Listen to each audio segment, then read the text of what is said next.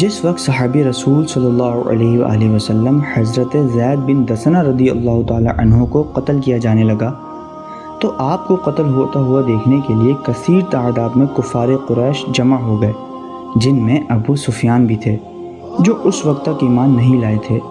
انہوں نے کہا، اے زید، میں تمہیں اللہ کی قسم دے کر پوچھتا ہوں کہ کیا تم پسند کرتے ہو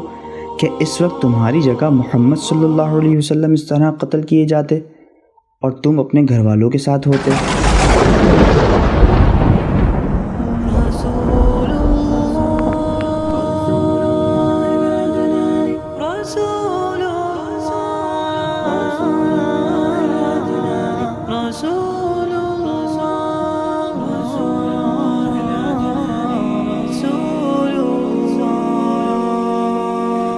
حضرت زید رضی اللہ تعالیٰ عنہ نے فرمایا، اللہ کی قسم،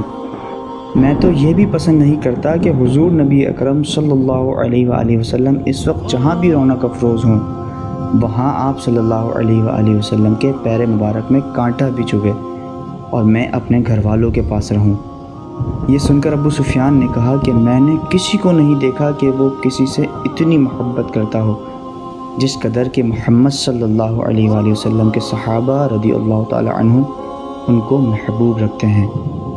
اس کے بعد حضرت زید بن دسنہ رضی اللہ تعالی عنہ کو شہید کر دیا گیا۔